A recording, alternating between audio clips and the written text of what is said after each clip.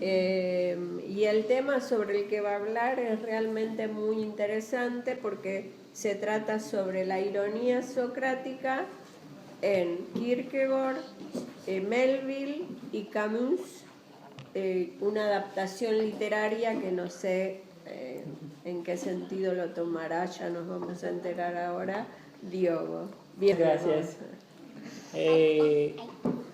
Yo en primer lugar tengo que pedir disculpas, pero mi español no es muy bueno. Entre tanto, muchas gracias por la invitación, por la oportunidad de estar acá hablando con todos, principalmente sobre el pensamiento de un filósofo, pensador, teólogo, que me llama muy la atención desde niño, sobre el Kierkegaard. No hace mucho. La primera vez que tuve en contacto con la obra de Kierkegaard fue desde 7 años, con la doença para muerte. En portugués traducieron por la edición francesa, ¿no?, como Lo desespero humano, una traducción medio... Acá la enfermedad mortal. Sí. Entonces, la primera vez, desde 7, me encanté con esta obra. La primera lectura yo no entendí nada. Más tengo que entender esto. Esto es algo impresionante. Entonces, comencé a enterar más profundamente en la obra de Kierkegaard, estudiar, leer otras obras, hasta llegar el libro que actualmente me llama más la atención, que es el concepto de ironía. El concepto de ironía me llama más atención actualmente, pero en las palabras de Álvaro Valls, puede ser identificado como el método kierkegaardiano por excelencia. Entonces, por esto llegué a la conclusión que no, si el concepto de ironía es el método por excelencia, yo tengo para enterar mejor en la obra de Kierkegaard y aprofundar en el concepto de ironía. Entonces comencé a trabajar en esta dirección, me enterar mejor en la concepción kierkegaardiana de ironía. Entonces, pero a medida que yo fui me enterando en el concepto de ironía, en toda obra kierkegaardiana de una forma general, es bien nítido una dimensión literaria en Kierkegaard que inspiró muy otros filósofos, muy otros intelectuales. Principalmente dentro de esta concepción de ironía que yo iré a hablar además. Las palabras de Hernani Reichmann, no sé si conocen algo, fue uno de los primeros estudiosos de Kierkegaard en Brasil, Hernani Reichmann. Actualmente las obras, los escritos de este filósofo brasileño es muy rara de encontrar en Brasil, muy difícil. Yo mismo conocí a través de un amigo que también estudia Kierkegaard, y solo conocí a este intérprete de Kierkegaard a través de su hija, que le presentó con las obras del padre para estudio. es una de estas obras. Se llama... ¿qué tengo acá?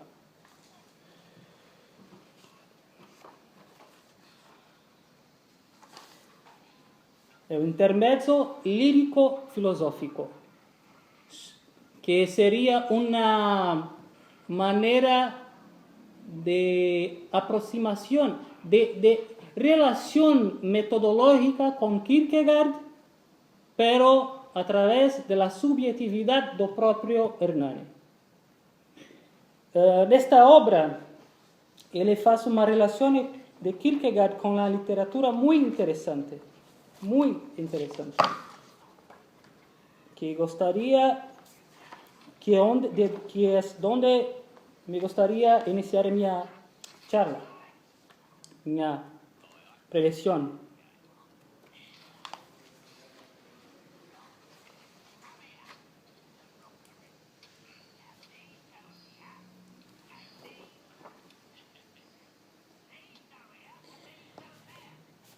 En Reichmann, el pensamiento kierkegaardiano se distingue en dos categorías, pero en sus intérpretes se distingue en dos categorías. Los que interpretan Kierkegaard a través por él mismo, que Reichmann concebe como una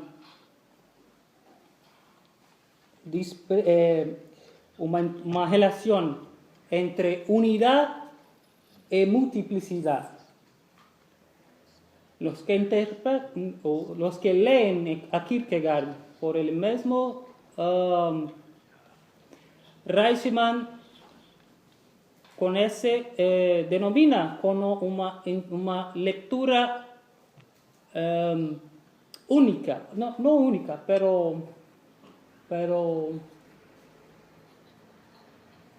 sí, es una lectura por él mismo, pero lo que interesa mejor a Reichmann no es esta lectura, pero sí las influencias que Kierkegaard ejerció en otros pensadores de maneras muy diversas, distintas. Que Reichmann denomina dispersión, la dispersión del pensamiento de Kierkegaard en la cultura. En esta relación, Reichmann afirma que a intelectuales, a pensadores, a filósofos, a literarios que fueron de cierto modo influenciados por el pensamiento de Kierkegaard sin tal vez conocer esto. Algunos filósofos, algunas de estas personalidades, Reichmann concibe como tres principales.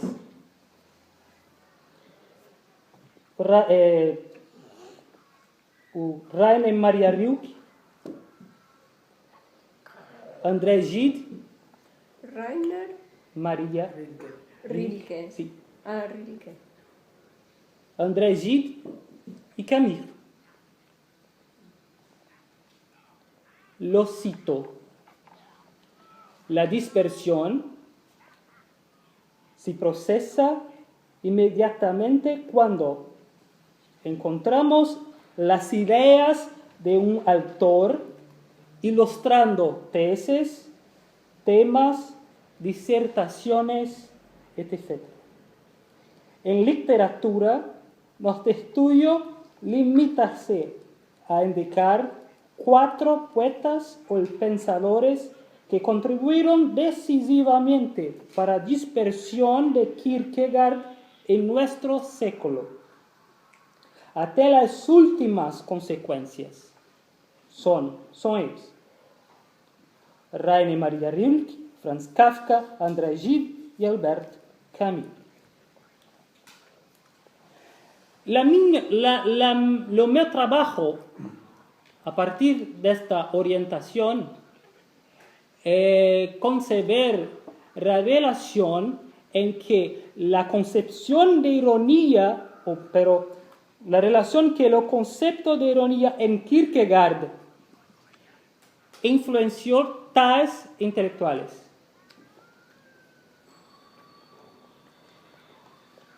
Particularmente en dos obras muy interesantes de estos.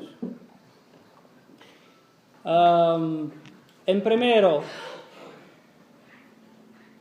el Bartleby, o escribión, no sé el español, el escribón. El escribiente. El escribiente, sí.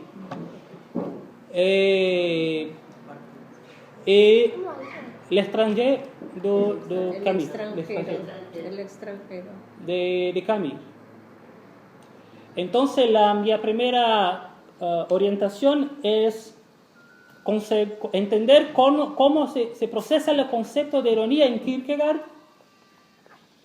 El segundo momento es entender cómo ese concepto se establece en estas obras específicas.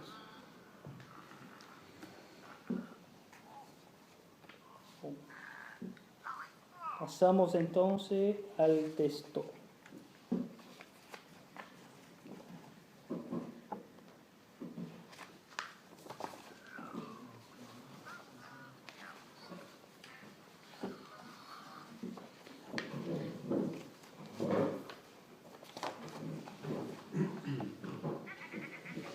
Es la tradicional imagen socrática, puede ser actualizada y contextualizada al presente.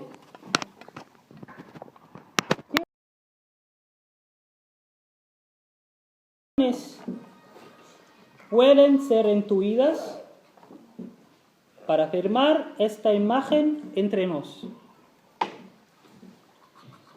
Precisamente, ese Sócrates viviese hoy, o si existiese otros tantos como él. La cuestión parece evocar tanto un ejercicio histórico sobre quién Sócrates fue objetivamente y filosófico, no que consistía precisamente en el método, como también de imaginación y por esto también de creación literaria. Tal posibilidad torna-se significativa a partir del nacimiento de las filosofías de la existencia y la concepción que las mismas sugieren de que todo concepto sobre la realidad es intuido a partir de una afectación. Que la construcción discursiva sobre una personalidad histórica parte antes de la afectación ejercida por él al sujeto que escribe. Que toda pesquisa inducida por una ideología subjetiva, o sea, que historia, memoria y subjetividad no pueden ser disociadas. Postura conductora de gran parte de los filósofos del siglo XIX y XX, que además de la reflexión filosófica, también le escribían ficción, principalmente de cuño autobiográfico. La literatura se hace engañada y esto significa sin imparcialidad y simples y despretenciosa intención de entretenimiento. Ella posee una dimensión crítica laboriosamente ejercida con la intención de suspensión de juicios universalmente endosados de ningún tipo de posición tomada por el sujeto.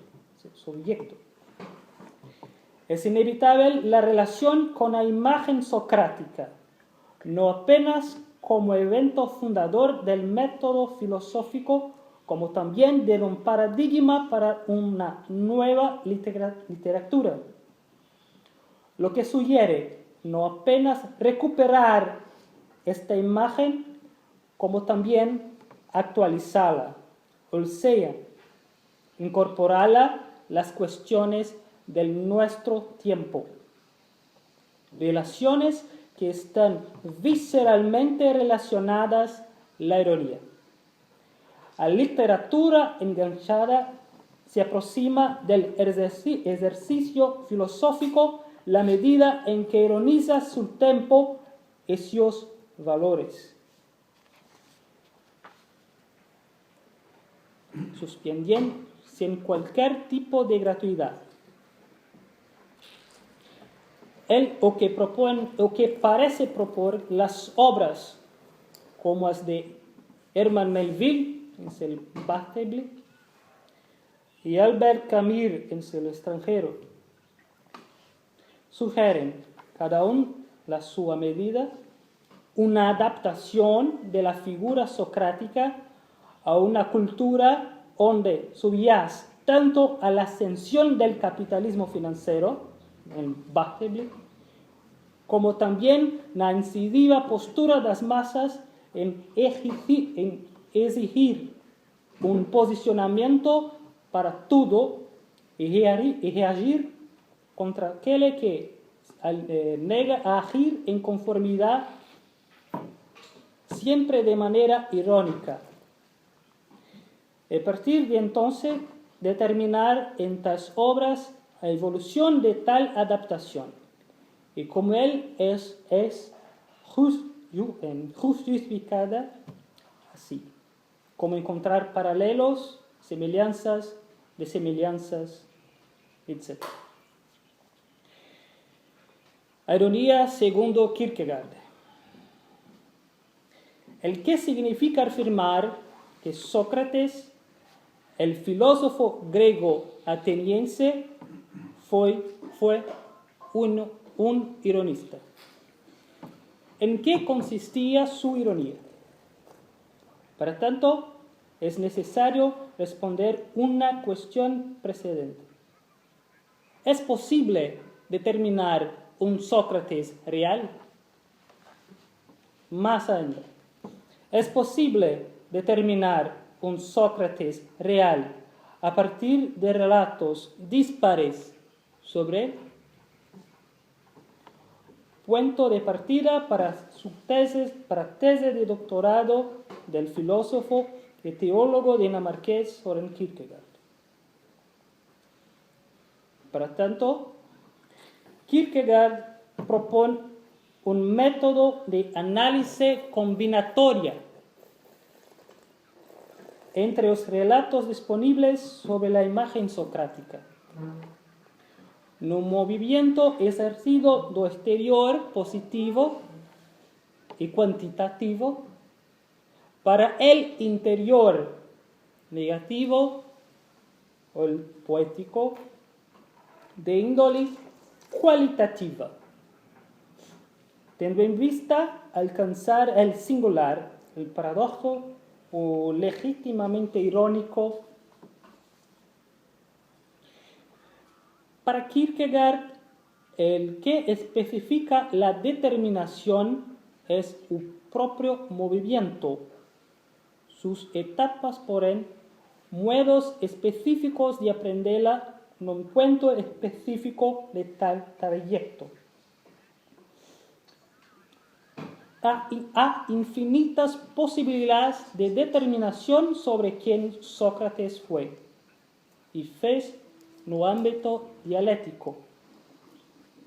Esto significa que por él mismo Sócrates no es nada, es pura posibilidad. Y por esto, libertad, ambigüedad. Postura que sitúa la determinación siempre como interpretación. Y por esto mismo, creación cuantitativa o cualitativa, positiva o negativo. En este aspecto, que as imagens socráticas disponíveis se lhe aproximam do empenho literário e, como tal, nos permite não apenas incorrermos às imagens disponíveis pela história, isto é, pelos contemporâneos do Sócrates histórico, como também de adaptá-la a uma realidade distinta de tal imagem, sem, contudo, desfigurá-la, de preservar nela esta vacuidade que desconcertará a todos, suspende todos os valores y encerrada de modo trágico por su personaje, entre aspas, segundo principalmente en Platón.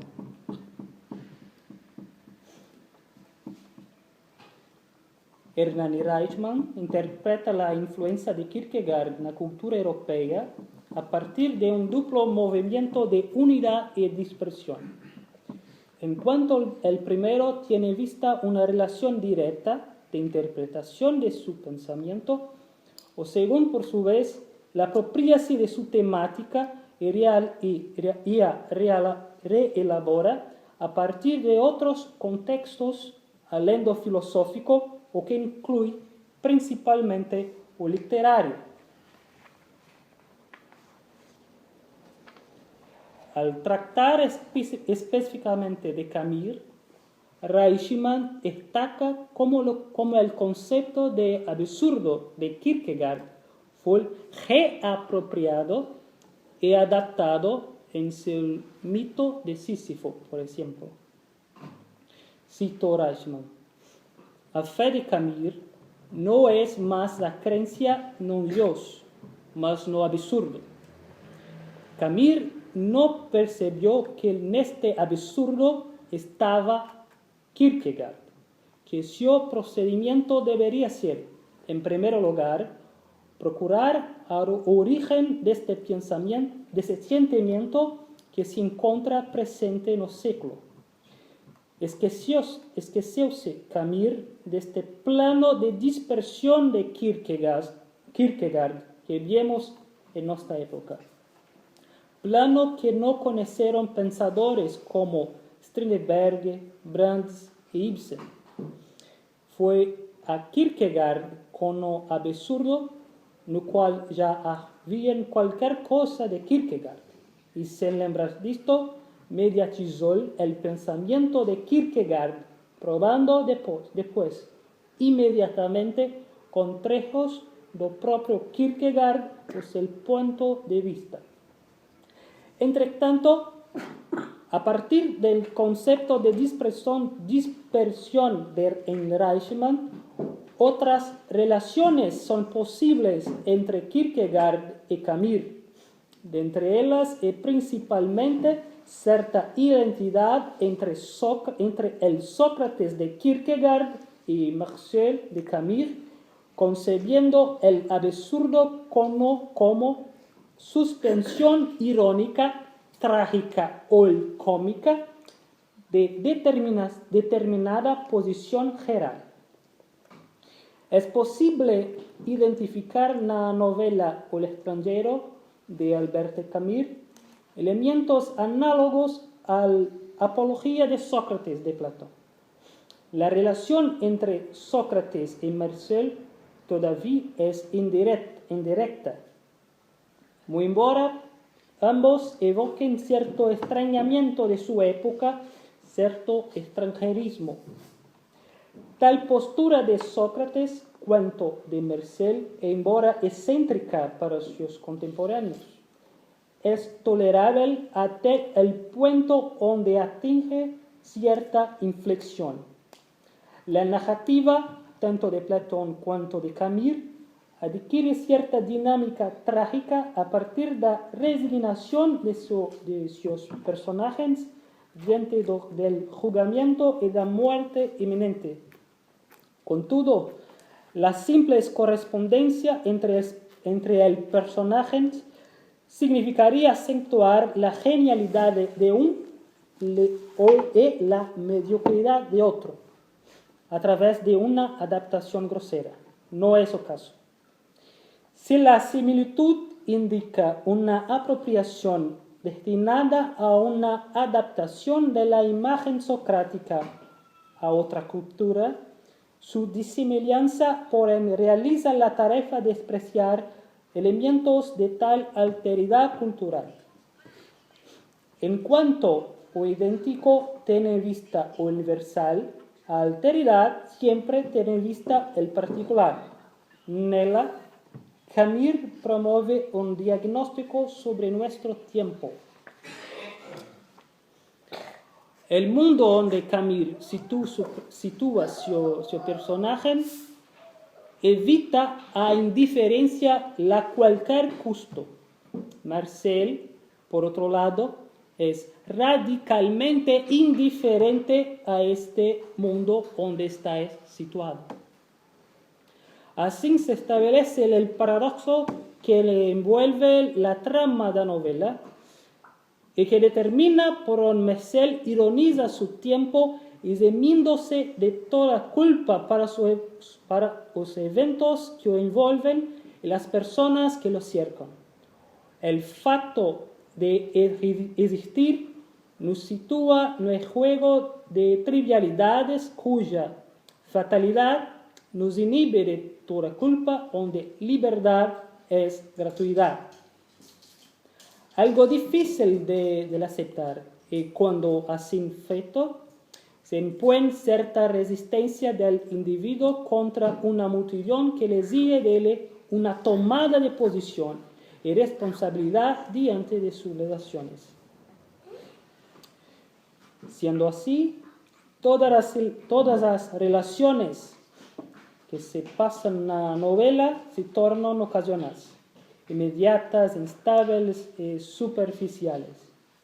Con consecuencia, Camus eleva estas condiciones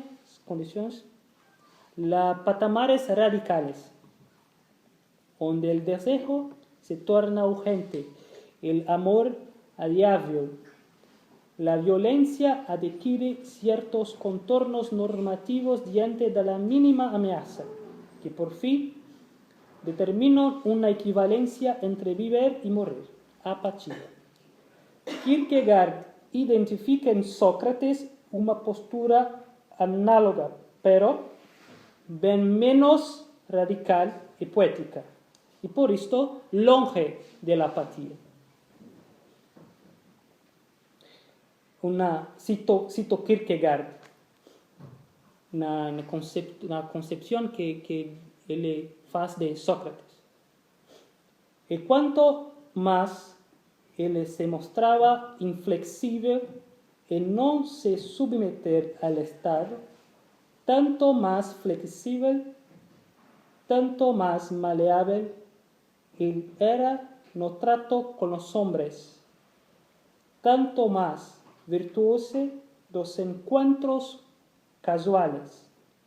Él gustaba igualmente de hablar con agricultores, alfayates, sofistas, hombres del Estado, poetas, con jóvenes y hablaba fácilmente sobre todos los asuntos, porque en toda parte encontraba una tarefa para su ironía. Mas en todo esto no era ciertamente un buen ciudadano, y ciertamente no tornaba mejores ciudadanos otros. Si el punto de vista de Sócrates era realmente superior al do Estado, si él en verdad estaba autorizado por la divinidad, sobre esto la historia universal debe juzgar, mas si él la debe juzgar razoablemente, entonces ten de conceder al mismo tiempo que el Estado estaba autorizado a condenar a Sócrates.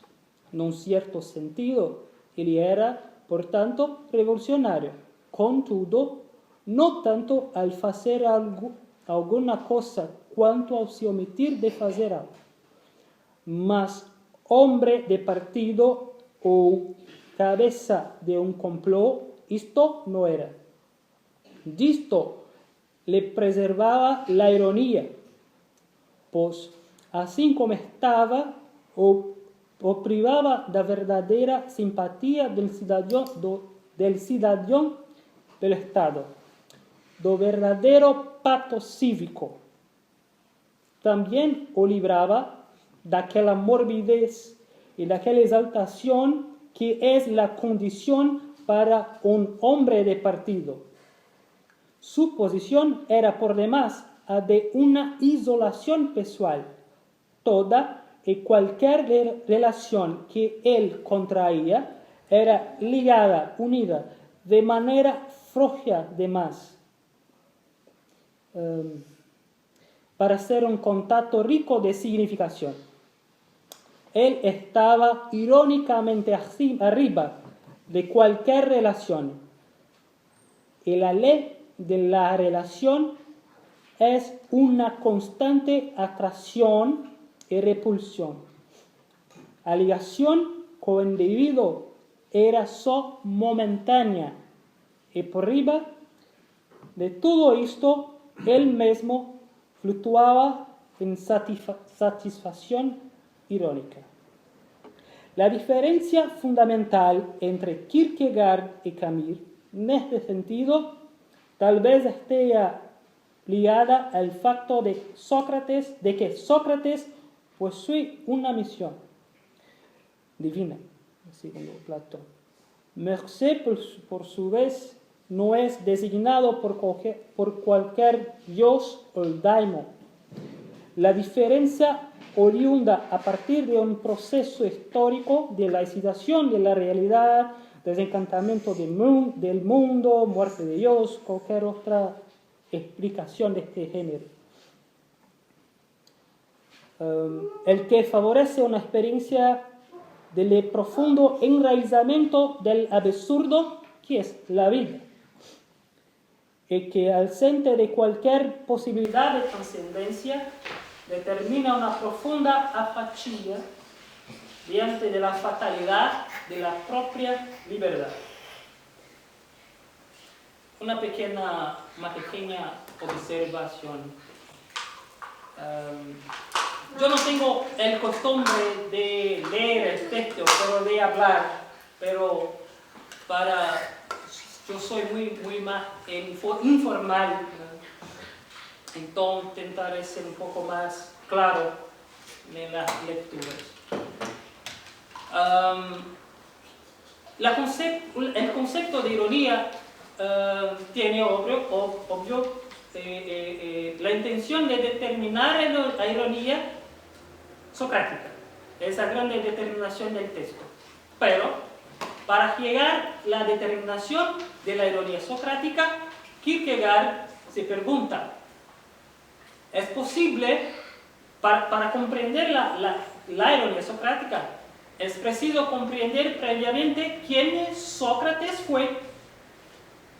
Entonces, ¿quién es Sócrates fue? Kierkegaard pregunta así. Más, ¿es posible determinar quién es Sócrates fue? Histórica y realmente, Kierkegaard pregunta.